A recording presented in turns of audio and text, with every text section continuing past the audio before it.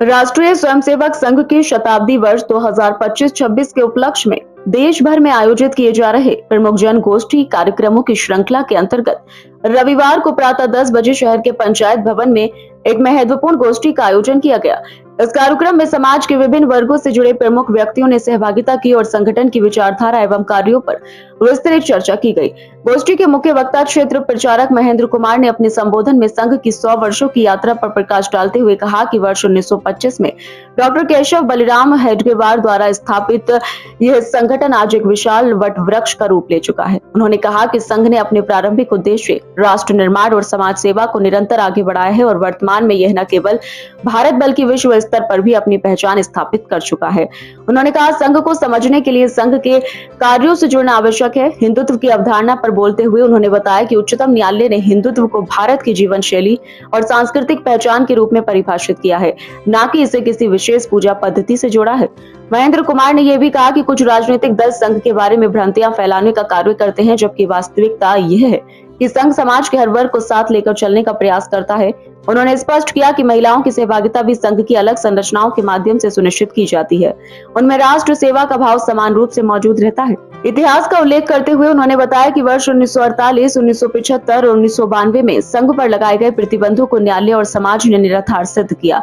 इन चुनौतियों के बावजूद संगठन ने कभी अपने मूल उद्देश्य से समझौता नहीं किया और निरंतर सेवा कार्यों में जुटा रहा। उन्होंने कोविड-19 महामारी, प्राकृतिक आपदाओं और अन्य संकटों के दौरान स्वयंसेवकों द्वारा किए गए सेवा कार्यों का भी उल्लेख किया। उन्होंने सामाजिक परिवर्तन के लिए पंच परिवर्तन की अवधारणा पर जोर देते हुए कुटुंब प्रबोधन, पर्यावरण संरक्षण, सामाजिक समरसता, नागरिक कर्तव्यों के पालन और स्वबोध जागरण को आवश्यक बताया। कार्यक्रम की अध्यक्षता कर रहे पद्मश्री चिरंजी लाल यादव ने कहा कि संघ नवयुवकों को भारतीय संस्कृति, स्वदेशी भावना, सामाजिक समरसता और पर्यावरण संरक्षण के प्रति जागरूक कर रहा है, जो समाज के लिए प्रेरणादायक है। शताब्दी वर्ष चल रहा है, इसी में 7 कार्यक्रम चले हैं। इसमें एक कार्यक्रम है प्रमुख जन गोष्ठी।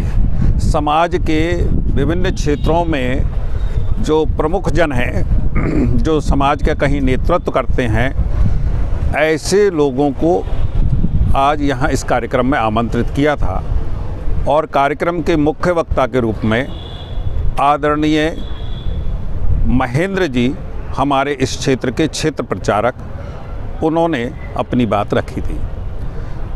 जो संघ का स्थापना का उद्देश्य क्या है था और संघ ने क्या क्या इस 100 वर्ष में किया है, इसके ऊपर उन्होंने संक्षिप्त में, क्योंकि 100 वर्ष की यात्रा 1 घंटे में बताना बहुत मुश्किल काम है, वो उन्होंने संक्षिप्त में यहाँ पर बताया।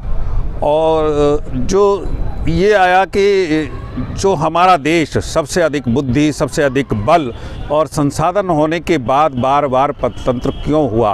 पहले हमारे देश में मुग़ल आए, फिर अंग्रेज़ आए और हमारा देश परतंत्र हुआ। तो इसके पीछे जो परम पूजनीय डॉक्टर हेडगेवार, जो संघ संस्थापक की सोच थी, वह ये थी कि हिंदू समाज में, हमारे समाज में संगठन का अभाव है। अगर ये शक्ति संगठन रहेगी और विशेष करके सज्जन शक्ति, तो हमारा देश कभी भी किसी से पीछे नहीं रहेगा, कभी दोबारा जो है परतंत्र नहीं होगा। ये एक उन्होंने बहुत थोड़े से शब्दों में, इसके साथ साथ उन्होंने एक 5 बिंदु दिए हैं जो समाज में अपने लिए व्यक्ति को अपने से शुरू करना है, जिसमें कुटुंब प्रबोधन है, पर्यावरण संरक्षण है, स्वयं का भाव है, अपनी मातृभाषा, अपने देश के उत्पाद, इन सब का चिंतन है।